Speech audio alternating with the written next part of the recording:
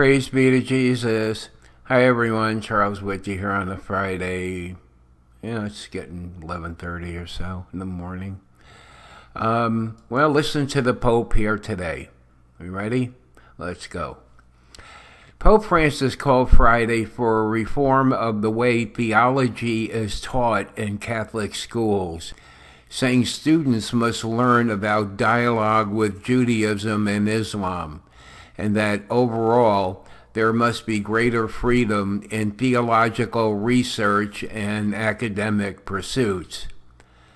In other words, so they need more freedom so they can twist things to fit what they want to do, which is what Marxism does.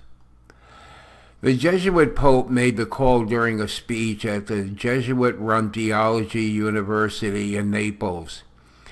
It follows his outreach this year to the Muslim world with the signing of a joint statement with the Imam of Cairo's Al-Azhar, the seat of Sunni learning, establishing the relationship between Catholics and Muslims as brothers with a common mission to promote peace.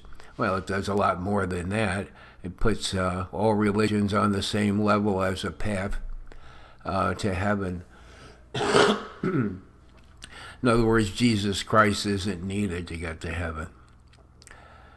In his speech, Francis said dialogue and partnership with the Muslim world is necessary, quote, to build a peaceful existence even when there are troublesome episodes by fanatic enemies of dialogue, unquote. Well, that would be us. That would be the traditional people. And I suppose they have conservative, Muslims also that don't like, we don't hear anything about that. I haven't read anything about what, conservative Muslims think about this Abu Dhabi statement. All right, continuing. Catholic theology students must learn the culture, language, and the way of thinking of Jews and Muslims, quote, to better understand and live out our relationship, unquote, he said. After the theologically doctrinaire papacies of John Paul II and Benedict XVI, Francis has stressed and said the need to, quote, walk together, unquote, with interface partners, often joking that theologians should ruminate on a deserted island while religious leaders press ahead with dialogue on the ground. So in other words, the dialogue comes first and then then you make up the theology later. That's what Marxism did and still does. That's the philosophy of Marxism, part of it anyway. He has also called for a more pastoral, merciful, and conscience-driven approach to sticky theological problems, such as communion for the civilly remarried. Theological freedom is necessary, unquote, Francis said Friday. Yeah. Well, there is no theological freedom. Theology is based on truth or what you believe to be the truth. And, it's not something that people can change. The truth is the truth. He wants to change theology just to adapt it to what he wants to do. Yeah, we all know that. All right, quote, without the possibility of trying new paths, you don't create anything new. That's good. We don't want to create anything new. Well,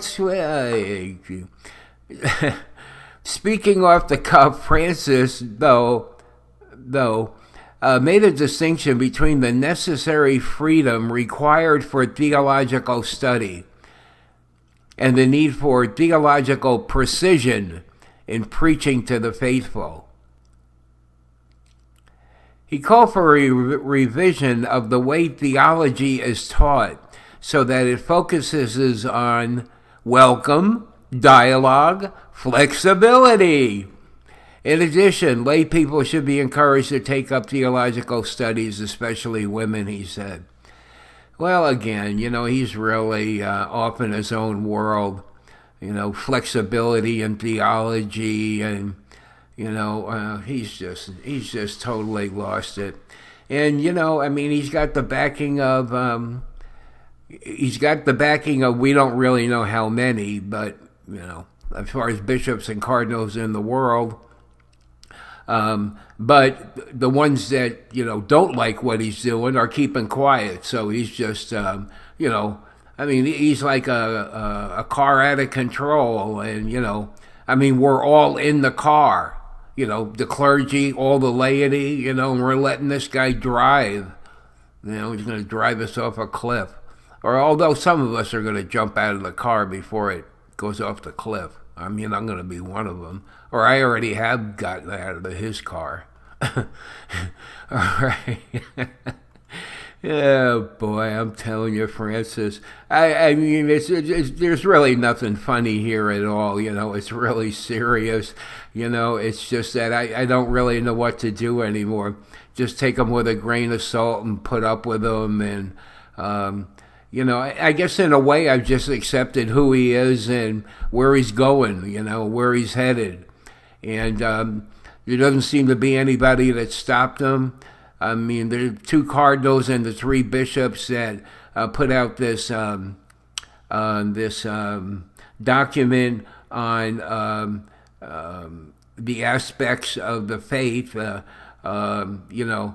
didn't say anything about Francis. They just said that they touched on the elements of the faith that are under attack, and they restated what the official beliefs and doctrine and teachings of the Catholic Church are. So, other than them, how many other bishops and cardinals or priests have joined, have signed the document?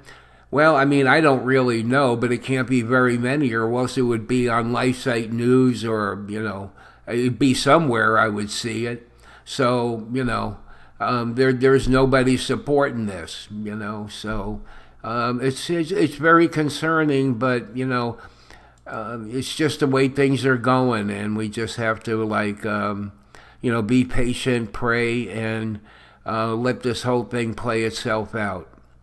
Okay, well, that's it for now, and we'll talk to you again soon. Bye.